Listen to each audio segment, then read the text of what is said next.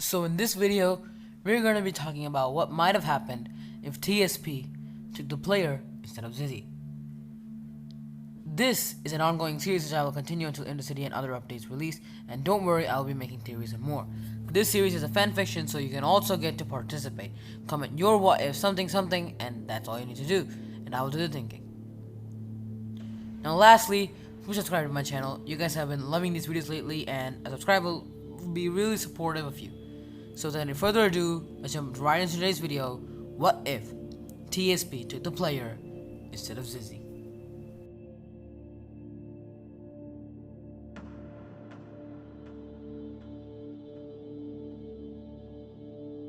After a long and hard-fought battle against Mr. P, the group has settled at a safe place, planning to find the cure and end the suffering. The player relives his memories with Doggy in his mind. It was about an arrest they made in an alleyway in Lucilla before this infection started. And since then, a lot has happened.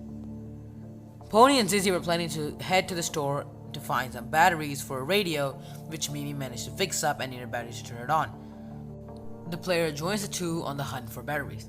They head to the store, survive against an infected, and then leave. Mimi turns on the radio and waited for a while until a voice came from it. Mimi and the voice had a conversation, and at the end, the voice said, "Meet us at the old oak," and they ended the conversation.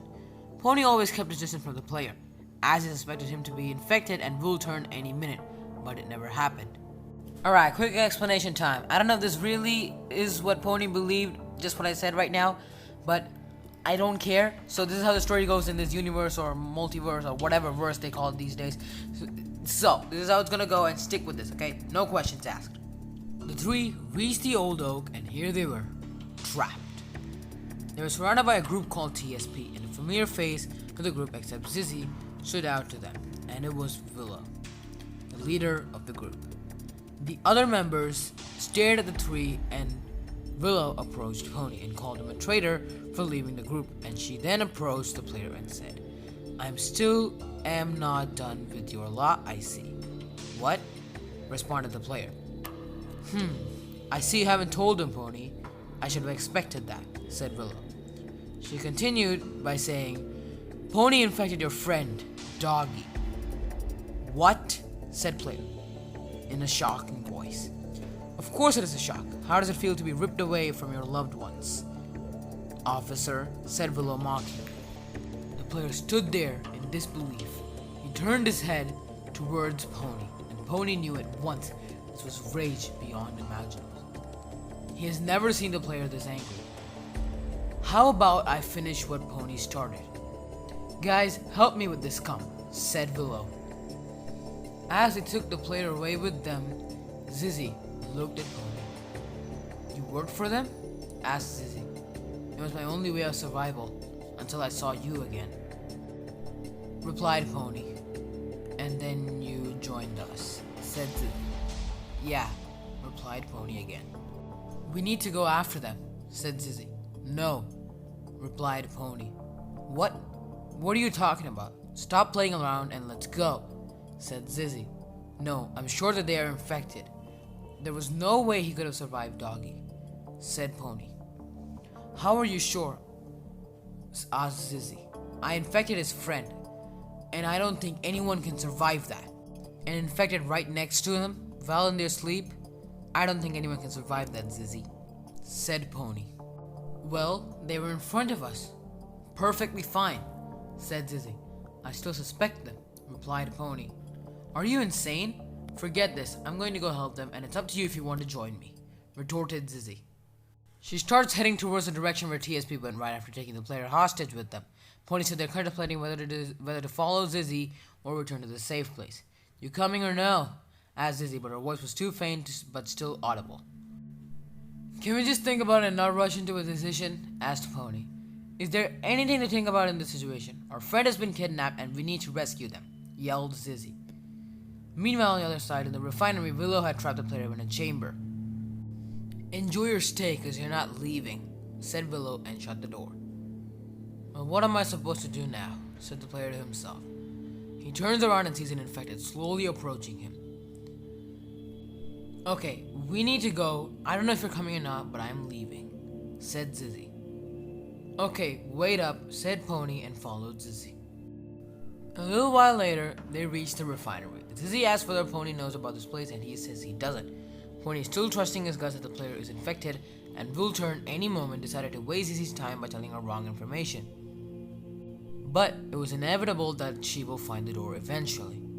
Here it is, said Zizzy.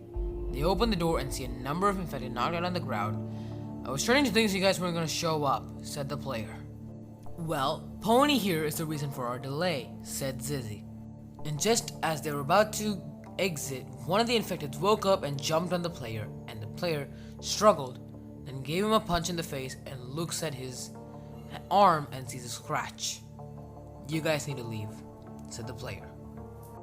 No, leave. It is not safe with me anymore, said the player. Fine, said Pony, with no sort of remorse. Zizzy looked at him but didn't say a word. We will miss you, said Zizzy. And on that, both of them leave. I told you they were infected, said Pony. No, they would not have been infected if you didn't stall us by showing us the wrong doors, said Zizzy. So it's my fault they were careless, retorted the Pony. Careless? What do you mean careless? They noted a number infected and you were avoiding them due to a belief which was proved wrong days ago, said Zizzy.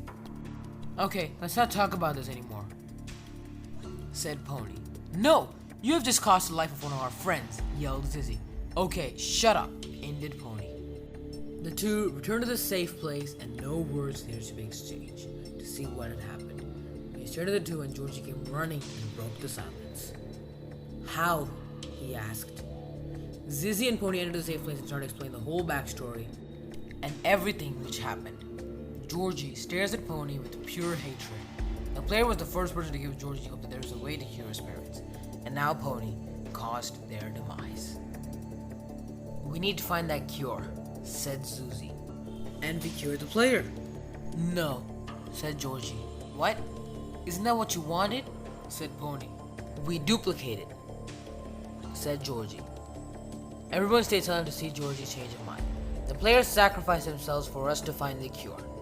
And we can't just waste our time trying to find it just for them.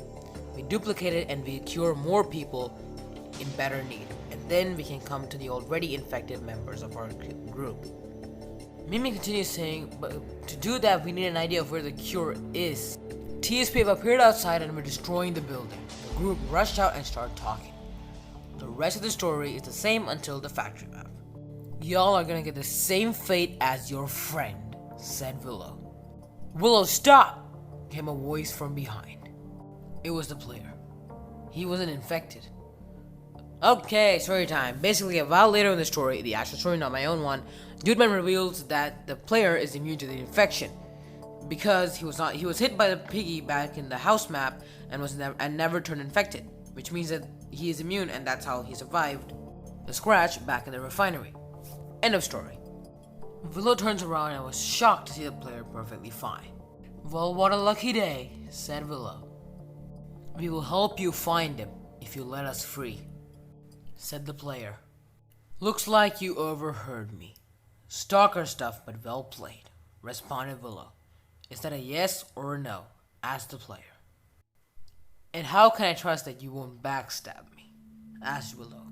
You have the answer in your hands and the target in front of you, responded the player. After a minute of thinking, Willow says, deal. How can we trust that you won't betray us? Asked Zizzy. Well, I am 1 against 15. How do you expect me to win? Responded Willow. You said 15? There's only 14 here, said Georgie. Oh, that filthy tiger. We gotta go, said Willow. What about Giraffe? We just shot him, exclaimed Mimi. We will take care of him. You guys go. Good luck, said Katie. And on that, everyone left and the story continues to be the same. But the thing is, Zootman hasn't appeared yet and hasn't let the player know that he's immune, so he's still questioning how he hasn't turned yet. The story is the same until the camp map where they meet Tigre, but not as himself, a possessed form. His eyes were glowing bright orange and had a glaring look in his face.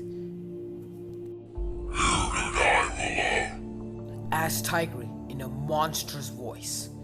You got guts, kitty, said Willow. and the player immediately knew that Willow didn't stand a chance to win. So the player rushed in to help, and the world turned black. And slowly but surely, infecteds appeared from the ground. Not knowing that they're immune to the infection, the player jumps at the infecteds, bravely avoiding their hits, and Willow still fighting Tigray. Tigray at last won the fight and started marching towards the player. Pony sees this, abandons his fight with an infected, and leaps towards the player, and jumps in between Tigray and the player, in the end, getting stabbed. The player jumps and takes Willow's gun and shoots Tigray in the leg, leaving him wounded. The player rushes to Pony. "Why did you do that?" yelled the player. "Have I made up for your losses?" asked Pony. "This is not the time, Pony," yelled the player again. "No! Answer me! Have I made it up to you?" asked Pony again. The player knew Pony was determined. Yes, you have made up. Now come on, get up," said the player. "Behind you!" yelled Pony, and that was just quick enough for the player to dodge the attack of Tigray, who had managed to pull himself to his legs. "You should have taken my offer," said the voice which came out of Tigray. "And you should shut up," said Pony. Pony had taken the gun and shot Tigray in the back, leaving him motionless and drop on the floor. The group which initially left came back to help the player pull Willow and Pony out of the room, and the military land outside and take them back to the safe place. And that is the end of the video. Hope you liked that video. If you did, make sure to like the video and subscribe. This video took a lot of effort to make. Comment what else do you want to see in this series, and I will see you all in the next video. Peace. Man, this video was a long one.